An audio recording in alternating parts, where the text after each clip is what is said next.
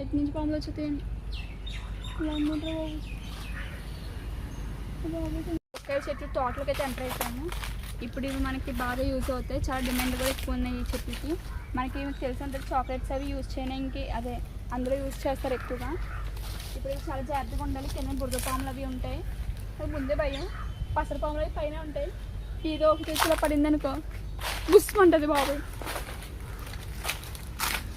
అదే ఆ పండుగ ఏమైనా జరుగుతుందా లేదని వెతుకుతున్నాను నేను, అన్నీ పచ్చిగానే ఉన్నాయి.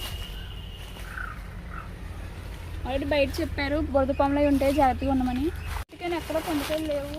లాస్ట్ చూసారు ఇక్కడ ఒకటి ఉంది.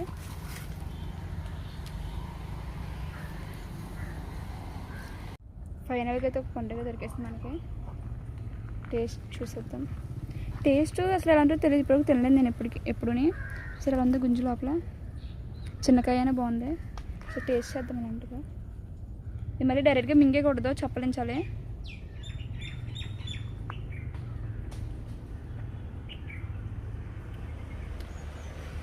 సీతాఫలంలో ఉంది సేమ్, కొంచెం తీతిగా పుల్లగా.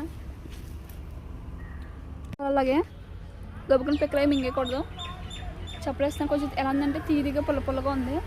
పండు మామిడి పండు ఎలా ఉంటుంది అలా ఉంది, కానీ టేస్ట్ మాత్రం పండు మామిడి పండు టేస్ట్ వస్తుంది.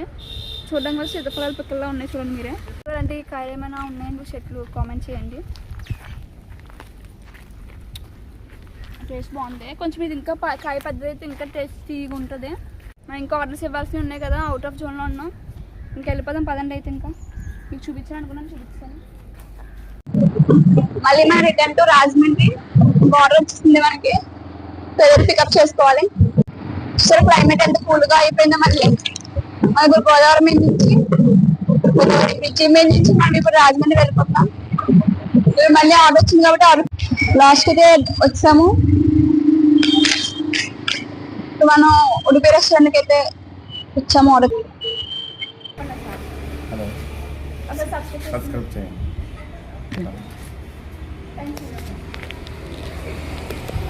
కొంచెం మాట్లాడడానికి సిగ్గుపడిపోయాడు మన సబ్స్క్రైబర్ అంట. వీడియో ముందు మాట్లాడిపోయాడు, కానీ ఏదోలాగా హలో చెప్పించి సబ్స్క్రైబ్ చేసుకోమని చెప్పించాను. ఓన్లే నాకు ఈరోజు చాలా కష్టాలు వచ్చాయి. డీమార్ట్కి వచ్చాను ఏమైనా తిందామని, అంతలోపే ఆర్డర్ వచ్చింది. నిజంగా తెలుసా పాపం జొమాటోలో ఎంత కష్టపడుతున్నారంటే, ఎంత ఎండ వచ్చేస్తుంది చూసారా మీరు. అయినా సరే వాళ్ళు తిండి తిప్పలు లేకుండా కష్టపడుతున్నారు. జస్ట్ ఇలా అనుకున్నాను ఇప్పుడే ఏమైనా తిన్నాము అని చెప్పేసి లోపలికి వచ్చాను ఇలాగా, అప్పుడే ఆర్డర్ చేస్తాడు. నాకు ఈరోజు కష్టాలు తప్పు, ఏం చేస్తాం.